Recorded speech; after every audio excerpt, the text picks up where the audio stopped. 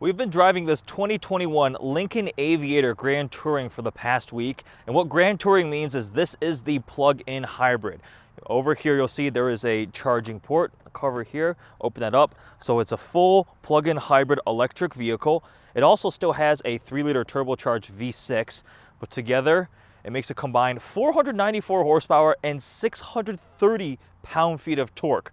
You note the Aviator badge on the side, it's got the blue accents inside the letters. Same with the front badge, the Lincoln badge there is filled in with blue, and that lights up at night. And another cool thing, these little shapes in the grille are Lincoln logos. I think the Aviator looks really nice, and after driving this for a week, this is the best Lincoln I've ever driven. It's my favorite one out of everything that I've experienced in the Lincoln lineup. As the Grand Touring, it's a bit of a higher end trim, so we've got the upgraded wheels. These are 21s, and it looks really good. Proportions are great. It doesn't look too massive. It's got some nice body lines to it. This is the rear-wheel drive based platform. It's shared with the Ford Explorer. So the Aviator and the Explorer are analogs. They're sibling cars there.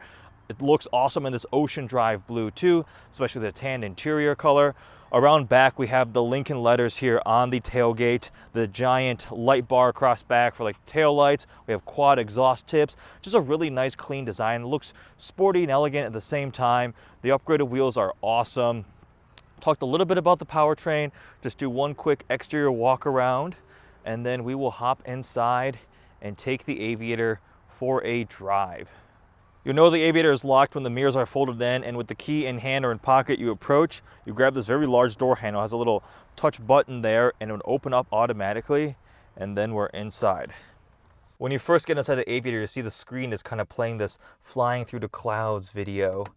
Then you start turning it on, you see that. It's a nice calming touch.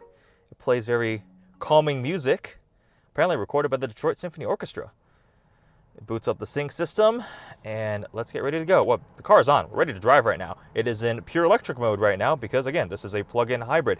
Even though it's showing 0 miles of range, I haven't charged this for a couple days. You still do have that 3-liter twin-turbo V6. The park, reverse, neutral, drive here selection. These little toggles, they're really cool. Reverse, drive.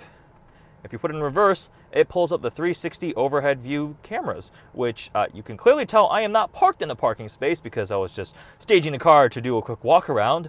But if you were to properly park it, it would show that. Same with the various park assist things that are optioned on this vehicle. With that, let's get ourselves seat belted in, ready to go, and we'll go for a quick drive. I almost forgot, before we get going, let's check out the second row. So we've got captain's chairs option. This is a 3-row SUV. There's a lot of stuff in the back right now. I have the seats folded down. Haven't been home for 4 days, so a lot of luggage back there. Driver's seat is where I would be sitting. I slid the second row's captain's chair all the way back, so I've got plenty of space here. On the center console, we've got these buttons that control the panoramic sunroof. So I can slide that back with one touch of a button, and you get nice sunlight coming into the cabin here. Cup holders, more storage here. So this center console is quite nice. We have a touchscreen here for the second row seats. So I can turn on my cooled second row seats, heated second row seats with the touchscreen. We've got climate selection here, air quality, audio, which I locked because my friends were messing around in the back seat. Some settings here. So that's, oops, I turned it off. Come back. Calm screen. That's nice. Has the time, and then you're flying through the clouds.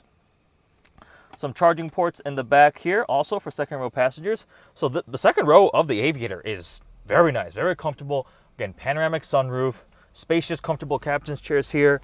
You can see the third row in the back is just filled with junk right now, but with those seats up, we would be able to seat 6 or fold them down for extra luggage. We have fold down armrests here. So second row, as an adult, I would not object or mind at all. Now again, this is not as big as the Navigator. The Aviator is a step down, but plenty of space back here. Press the electronic button and get ourselves out of here. Oh, we also have a privacy sunshade thing that easily hooks on right there. Let's take a quick look at the interior before we get going. We have a 10-inch screen here for the sync system. We have a 12-inch digital cluster that has some really nice graphics too. When you go to the center console, we have this drive mode selection on the center screen. You'll see these really cool animations that show up when you're changing. So we've got normal, we've got a conserve for efficient driving, excite, responsive and engaging. We've got preserve EV. And on the other end, we go to a slippery, slick, icy, or loose surfaces, and a deep conditions for snow, mud, or sand. Really quick responses, really nice graphics. They look cool. And then the steering wheel itself is also quite nice. wrapped in this two-tone leather. We've got, actually, when I first got in, I was like, why are the cruise control selection and lane keep buttons not lit up? You press the actual cruise control button to turn it on, and now the resume, set, and your lane centering and your distance control, they light up. Got paddle shifters here, and on the left hand, right above where your hand usually goes, you have this button for holding for your voice assistant. So if you have Apple CarPlay or Android Auto running with Apple CarPlay, you could pull up Siri, which is what I usually do. I get in the car, plug in my phone right here, the iPhone, and we're running Apple CarPlay. Park, reverse, neutral, drive. These are little toggles that you can press down, reverse, drive. And then we have physical controls for some of the infotainment. We can lock out the audio control in the back seat because I had people messing around with it. And then climate control, heated steering wheel, heated and cooled front seats. Again, second row is also heated and cooled, but the best part is the front driver and passenger seat has massage controls. So I am going to turn on my massage seats. We'll go relaxed recovery on high setting for the driver as we do this video and drive along, because that's definitely nice. I like how we have physical controls here to just change your airflow settings. You don't have to go everything through a touchscreen. Showed you guys the camera buttons there. Revel audio system, the like 30-way adjustable seats, like the headrest moves, the top of the backrest moves, the bottom of the backrest moves, these little leg extensions move. You can make so many adjustments right here on the door controls. So similar to Mercedes, they put the seat controls on the door itself. I do have memory seats on the driver's side here. Some nice speaker grills for this Revel audio system. That's pretty good. A couple other toggles down there for headlight settings, your trunk and gas door release. Otherwise, those are the main interfaces for the vehicle. Everything feels quite nice. Start-stop button is on this horizontal face there, going straight up. And with that, we're in drive. Let's go. We're leaving in complete silence. We're in pure electric mode. I discovered a lot of times when you're just driving around in a parking lot, it won't even kick the engine on because you don't need a lot of power. I believe it's a 100 horsepower pure electric motor, 13.6 kilowatt hour battery pack, and regular Lincoln Aviators can come with the 3-liter turbocharged V6, which makes 400 horsepower, which is a lot. When you pair it together with this, okay, I think people, they probably can't hear me behind them, which is why these ladies are just walking in the middle of the road, because I'm pure EV mode. I'm going to go around. Excuse me. They have no idea. Shows that Aviator is a very quiet vehicle, both inside and out. The big downside of this hybrid powertrain is the weight. You cannot get away from that. It is heavy. Almost, I think, over 600 pounds of weight is added with the electric motors, the battery pack. So this ends up weighing effectively as much as a Navigator, which is a lot bigger, and you feel that weight, the heft.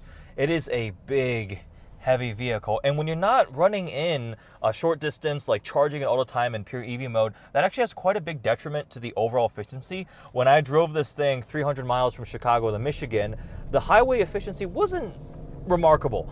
Again, averaging 22.5 mpg mix, and I haven't plugged this in a while.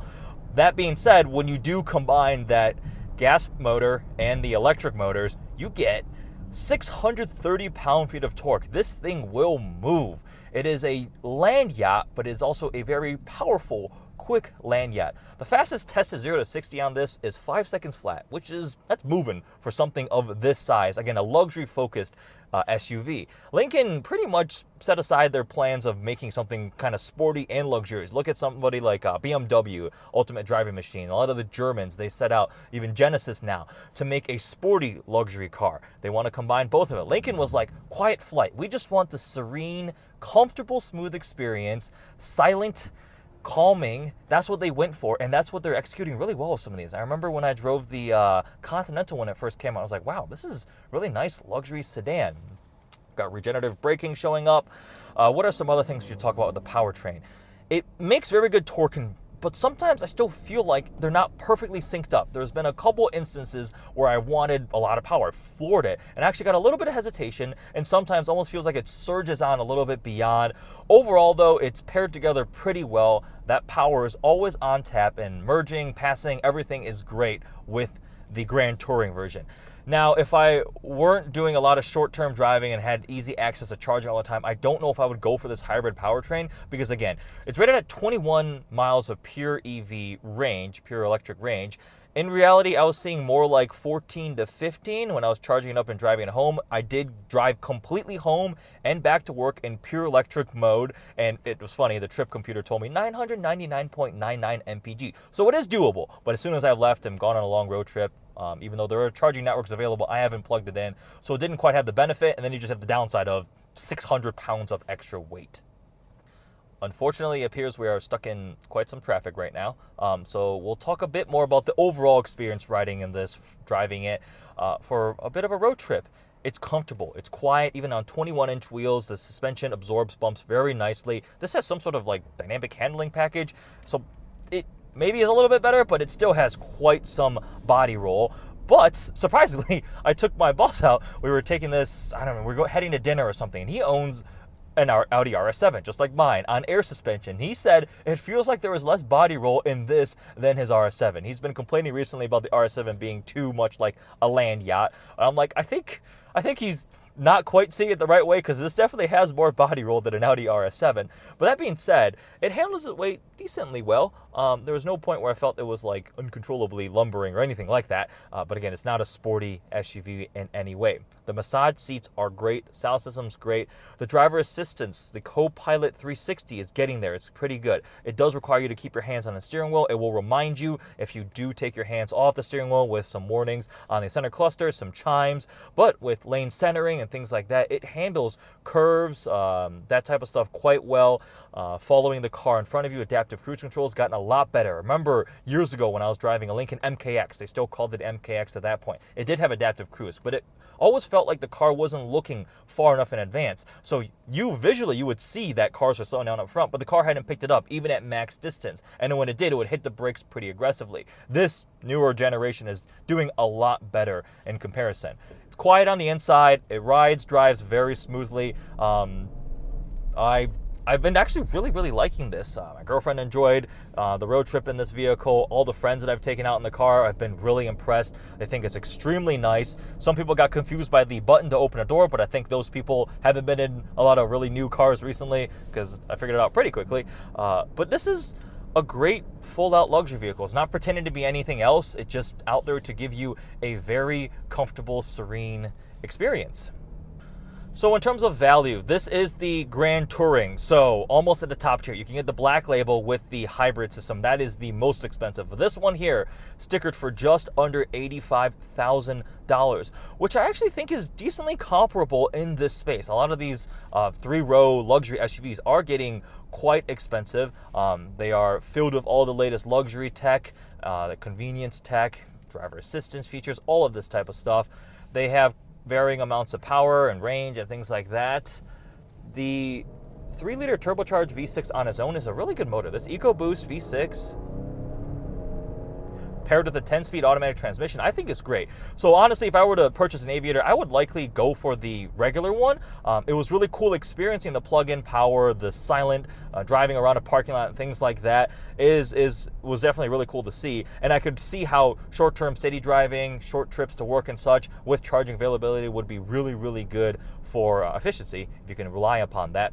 Otherwise, immensely practical, comfortable, looks nice, got compliments, a lot of compliments. Went to a gas station, the guy to the left of me and the guy behind me were all asking questions. They're like, how much power is that? That looks really nice. How much does it cost? What is the electric range? X, Y, and Z. So people are intrigued by it. I think Lincoln did a great job with this, and like I said, it's my favorite Lincoln I've driven. The only other Lincoln that I really, the other Lincoln I really liked was the Mark 8 a while ago, because I think I had a Mustang V8 and I had fun memories of that in high school, and a friend of mine took me for some rides in a Lincoln Mark 8. But otherwise, out of the lineup, the latest vehicles, I think this is my favorite. And if I were to buy a Lincoln, this would be one. It would be awesome to buy my mom one of these or something. That would be cool.